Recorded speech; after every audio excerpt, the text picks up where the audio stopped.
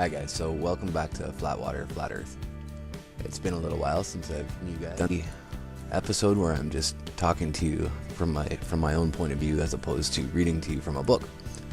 So today we're going to look at the Antikythera mechanism, and this is an interesting piece because many people use the Antikythera mechanism and discuss the Antikythera mechanism as a way of showing that ancient cultures had a high level of technology, and people use it as a mystery object in their top 10 lists of top 10 most amazing finds and devices, etc.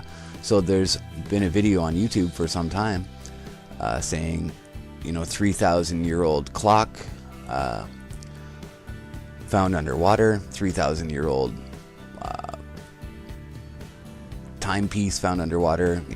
There's lots of different ways that you can describe this piece and this mechanism, this Antikythera mechanism and device.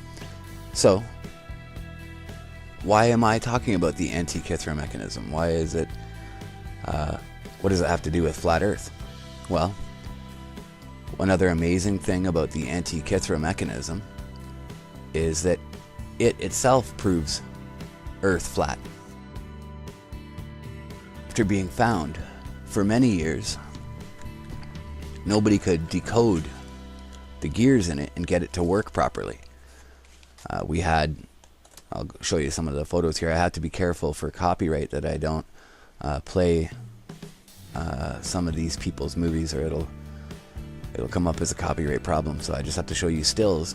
But there's this gentleman, and he's the one who finally cracked the Antikythera mechanism and determined how it functioned, what the gear ratio was for it.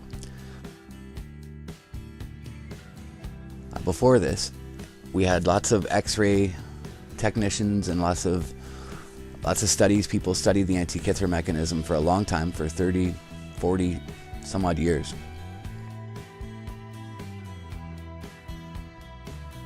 So after they found the Antikythera mechanism, no one could properly rebuild it. We worked for a long time to properly rebuild the mechanism in the way that it was originally. So many scientists and engineers and gear workers and mechanics and lots of people tried to piece this thing back together.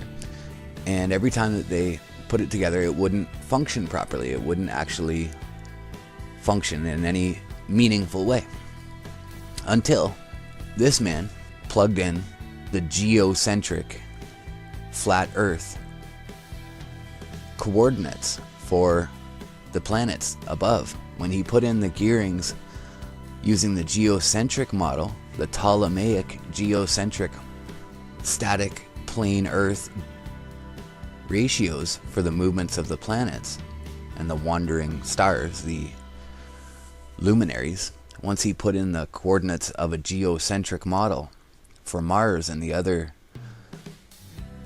gear systems of the other planets, it all fell into place, and the Antikythera mechanism came to life and worked.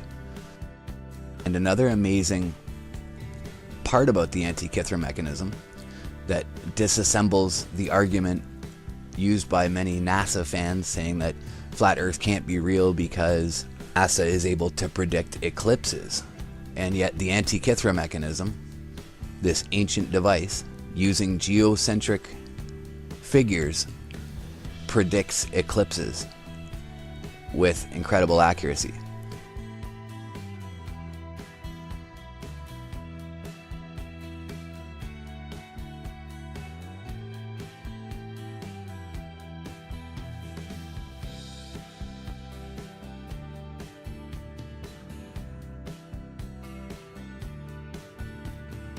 The Metonic cycle. So there's much more to discuss about the Antikythera mechanism that we've left over from some other projects, including Enoch, and also, the Earth, the flat Earth itself, and how old exactly is the flat Earth is another part of this topic, which is what turns it into such a large topic. The Metonic cycle is the cycle of the luminaries, the cycle of the bodies that move above the earth, that we call the wandering stars, the planets, the moon, the sun, and any other dark orbs or luminous bodies that are moving above our heads in the sky. So the Metonic cycle is the cycle of those movements and how often they repeat. So there are different versions of the Metonic cycle, and the most common description we have of it is that it's a 19-year cycle. At least that the longest portion of that cycle is 19 years, I should say. So this is a very complex topic, and this is where we can get into the Hebrew calendar and the Enochian calendar, and using the Metonic cycle and piecing that back together, we should be able to figure out, with the lunar eclipses, we should be able to figure out what year it is. So this is one of those things that it ties into all of our study, all the things that we've been studying here, including the Russian New Earth project, where they talk about the Russian teacher, the Russian researcher who has affected what's called the Scaliger timeline. The Scaliger timeline is the one that the Vatican put together supposedly using a king's list, using king's lists and history, all the best historical books that they have and access that they have, and then supposedly using again the Metonic cycle and the eclipses. So he says, I forget the guy's name, it's Leonid or Lenivin, something like that. You can find him in some of my other movies on Flat Water, my first few movies about the survivors and Flat Earth, and you can also find it at New Earth and other places about the Scaliger timeline. So the Russian researcher says that Earth is off by about 1,000 years, that the Scaliger timeline is off by about 1,000 years. And I would agree that we're off by quite a bit, and it could easily be 1,000 years. So this is something that we'll look further into. I'm looking at another religious organization that was affiliated with the Seventh-day Adventists in the mid-1800s, and supposedly they found another version of a Metonic cycle that is not just the Hebrew one.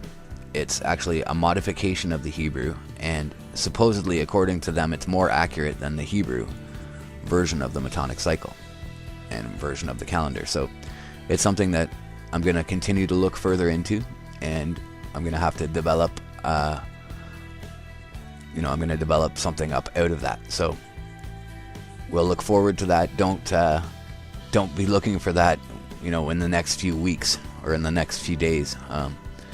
As you can see, as I've been mentioning here, it's quite a large topic, so it's going to take me some time to really piece it together better. I don't want to just come out and discuss this and then not have the full detail that it deserves and requires. So stay tuned. We will get to that. It's something that I'm looking into and keeping my thumb on, keeping my finger on at all times. So as soon as I can find more about it, I'll let you guys know. So is there anything else I want to discuss about the Metonic cycle? Okay, well, in general, NASA fanboys love to use, and globularists love to say, hey, flat earthers, you guys are retarded, flat earth doesn't work. We know so because how come NASA can predict eclipses and you guys can't? And isn't it funny that it's actually the geocentric figures, the geocentric model, that allows us to predict eclipses, and not the heliocentric model. And it was done, and it is still done to this day, using these devices and using this Metonic calendar based on the geocentric model.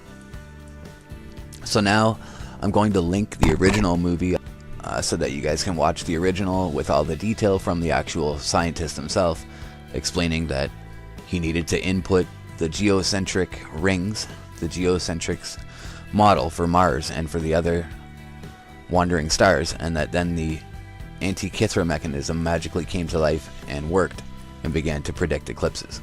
For astronomy and calendar studies, the Metonic cycle or Antikythera is a period of very close to 19 years that is remarkable for being nearly a common multiple of the solar year and the synodic month. The Greek astronomer Meton of Athens observed that a period of 19 years is almost exactly equal to 235 synodic months and, rounded to full days, counts 6,940 days. The difference between the two periods is only a few hours, depending on the definition of the year. Considering a year to be 1/19 of the 6,940-day cycle gives a year length of 365 plus 1 = 4 plus 1 = 76 days, which is slightly more than 12 synodic months. To keep a 12-month lunar year in pace with the solar year, an intercalary 13th month would have to be added on 7 occasions during the 19-year period. When Meton introduced the cycle around 432 BC, it was already known by Babylonian astronomers.